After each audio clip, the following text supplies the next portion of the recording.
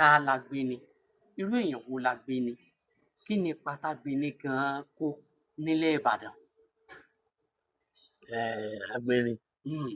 Adégbọlá, agbeni fúnra rẹ̀, baba ńlá mi nù. Agbeni is a warrior. Agbeni is an Ifa priest. Onífá ni, jagunjagun ni. Yeah, and is a defender of peace. Ó máa ń jà fún ìlú. Kò jóye o. Kò jóye ńlẹ̀ Ó lóun Ìbàdàn. ò lóyè, kò lóyè jẹ. Èyí máa ń jà fún yàn. Ìbàdàn jẹ́ lógún kan. We came all the way from Ọ̀fà. Ọ̀fà láti wá, ọlọ́fà máa jọ wá lọ́la ní ẹbí kọ́. Ẹ̀ka lórí ìtàkàtà lórí Ọ̀fà. Ọmọ Yorù mẹ́kàn bọ̀ kọ́mọ rẹ̀ sàgbà rọ́mọ tàbí tí ọmọ ìgbóore láàrin. Ẹ̀kọ́ gbọ́dọ̀ jùkàn. Tó bá jùkàn yóò fàjà bọ̀ mi. So Agbeni is a person tó believe in fair justice. Kò bẹ̀rù anybody. Kò yẹ kó lọ́rẹ̀ẹ́ kó rẹ̀ jọ. Nígbà ayé ogun tó gan tó le gan. Tí àwọn ọmọ ogun ẹ̀ sá sẹ́yìn tó ń lọ jagun. Wọ́n ń sá sẹ́yìn. Agbeni máa lọ sọ fún baálẹ̀ balógun gbà yẹn. Ó ní lọ ogun òun sì bọ̀. Ó sì lọ. Ó yẹ débẹ̀ báyìí bó dé báyìí. Ó ní gbogbo yóò bá lọ wọ́n lọ ọ̀bà mi. Ó sì pe àwọn alálẹ̀. Ẹrúgbó dìde, ra dìde. Gbogbo àwọn òkú wọn dìde. Ó ní ogun báyìí àwọn táwọn yìnbọn pàpàpà àwọn ọ̀mẹ́ tó yìnbọn padà. Àwọn òkú yẹn kan yìnbọn àwọn òde wọn. Àwọn òkú dẹ̀ ni àwọn olè òkú yẹn. Yẹn lálálẹ̀ Agbeni bá ti pa lálẹ̀. Ọba ni.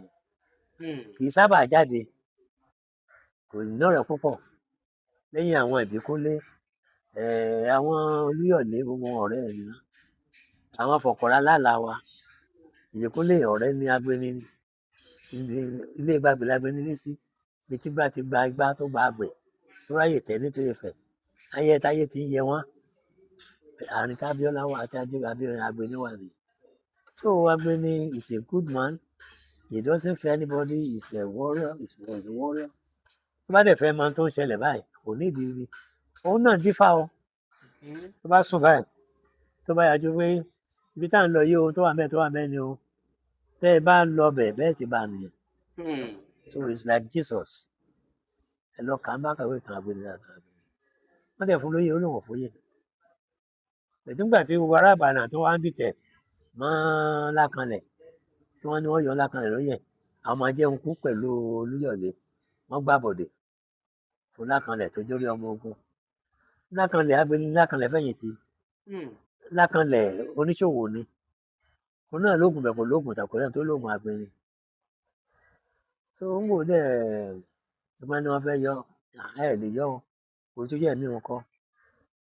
Ó sì lọ pé kàtẹ́ bá mẹ́yọ ọ̀rẹ́ òun ò ní sùn Ìbàdàn. Ó káàkiri ó wọṣọ ó gbò gàárì ó gbẹṣin wá káàkiri wọn. Ìbá ní gbogbo wọn ẹ̀yin ọ̀tẹ̀ Ìbàdàn. Èmi ò ní sílẹ̀ yín mo lọ fún yín o. Mo lọ fún yín o. Gbogbo àwọn olóyìnbó yẹn wọ́n yọ fún yín o. Lọ́fẹ̀ẹ́ ó tẹ̀ wá padà délé. Wọ́n wá fi ìbọn ọ̀bẹ kó fún arúfin wá láàrin. Ó lóun ò ní sùn Ìbàdàn. Kí wọ́n ló wọlé kí ṣe pé wọlé báyẹn. Ọjọ́ mẹ́ta wọ́n fi sin Agbeni tí ò gbà kí wọ́n sìn ní. Tí wọ́n bá ti ń sìnkú ìtàn báyìí òjò máa dìde. Òjò ìbò wọn á túká. Wọ́n á ní kí láà ṣe f'Agbeni. Ṣé báyìí ọjọ́ mímọ̀ lóun ò ní sùn Ìbàdàn. Wọ́n á ní tẹ́ ṣe f'Agbeni ni pé ẹ lọ bí Ifá léèrè. Ifá ní kó tù ní. Wọ́n lè bá lórí àká lójú orè. Ìgbà tí lójú orè lélẹ̀ tí màá fọ́ Agbeni ní ọmọ Ìbàdàn ni mí. Táyà Agbeni ò bá gba kó dáàbò fi yèdè oníjọ́ náà lọ. I will not be in Ìbàdàn today. I will go back to Ọ̀fà where I come, which is ilẹ̀ Haúsá ń gbà yẹn. So Agbeni is a great warrior. He's a defender of peace. He's an Ifa priest.